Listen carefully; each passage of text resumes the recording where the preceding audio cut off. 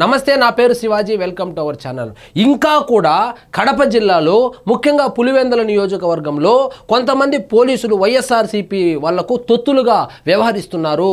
అందుకు ప్రధాన ఉదాహరణే అవినాష్ రెడ్డిని అరెస్ట్ చేయమని పోలీస్ పెద్దలు చెప్పినా కూడా వాళ్ళు అరెస్ట్ చేయకుండా భయపడి ఆయన పారిపోతూ ఉంటే వేడుక చూస్తూ ఉండి మధ్యాహ్నం వరకు వేచి చూసి మరి అరెస్ట్ కాలేదు, ఆయన పారిపోయారని చెప్పారంటే ఏ విధంగా భయపడుతున్నారో ఒక్కసారి ఊహించుకోండి.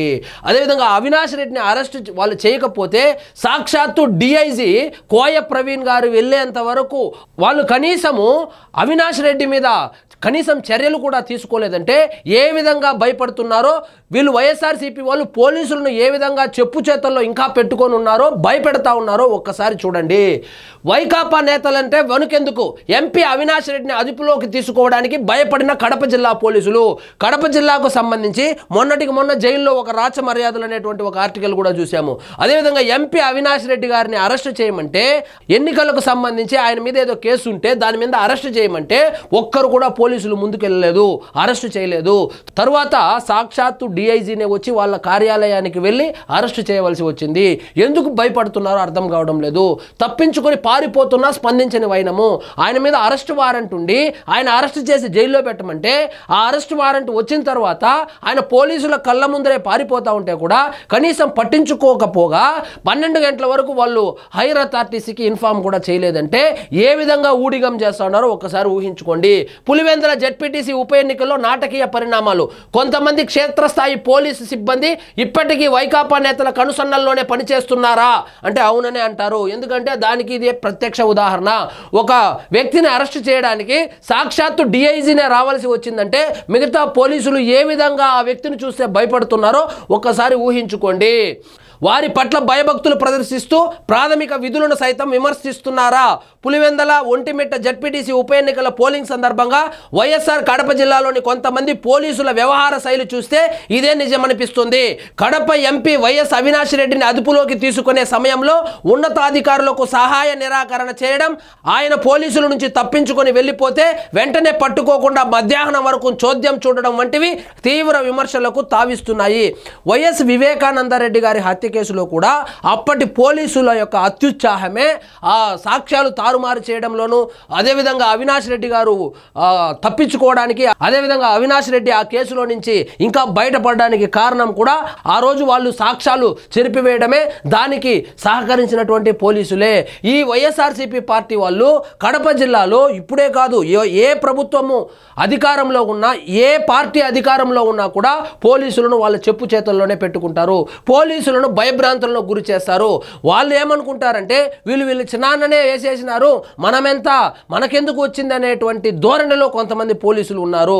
ఆ కొంతమంది పోలీసుల యొక్క స్వామి భక్తి వల్ల ఇప్పటికీ కడపలో వాళ్ళ హవానే నడుస్తూ ఉంది. ఇక్కడ చూడండి, అది ఓర్వలేక బుధవారం విలేకరుల సమావేశంలో డిఐజీ కోయ ప్రవీణ్ పై జగన్ విరుచుకుపడ్డారన్న అభిప్రాయం వెల్లడవుతోంది. సో కోయ ప్రవీణ్ గారి మీద ఎందుకు జగన్మోహన్ రెడ్డి గారు నిన్న వాడు వీడిని సంబోధించాడంటే దానికి కారణం ఇదే. సిఐలు ఎస్ఐలు అరెస్టు చేయనప్పటికీ కూడా ఈయన సొంతంగా రంగంలోకి దిగి ఆయన అరెస్టు చేయడాన్ని జీర్ణించుకోలేకపోయాడు. సొంత జిల్లాలో, సొంత నియోజకవర్గంలో, సొంత కుటుంబ సభ్యుల్లాంటి అవినాష్ రెడ్డిని అరెస్టు చేయడము ఆయన జీర్ణించుకోలేకపోయాడు. అప్పట్లో సిబిఐ వాళ్ళే అరెస్టు చేయలేకపోయారు.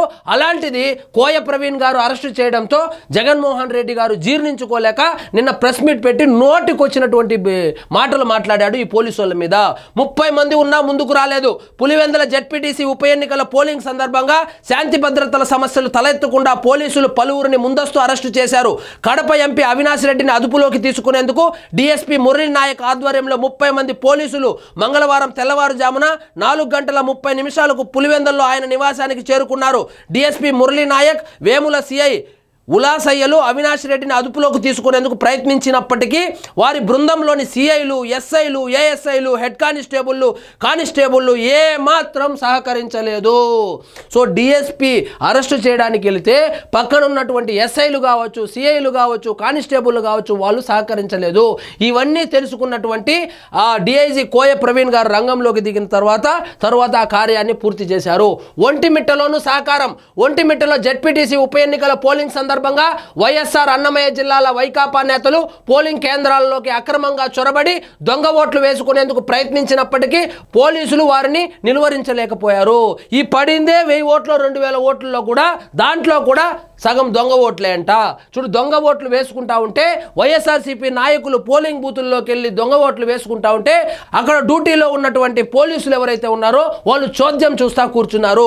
సో ఇప్పటికీ కూడా కడప జిల్లాలో చాలా వరకు ఈ పోలీసు శాఖలో అయితే వైఎస్ఆర్సీపీ పార్టీకి స్వామి భక్తిని ప్రదర్శిస్తూ ఉన్నారు. సో ఇది ప్రక్షాళన జరగాలి. ఇది ప్రక్షాళన జరిగితే కానీ కడపలో ప్రజాస్వామ్యం బతికేటువంటి అవకాశం కనపడడం లేదు.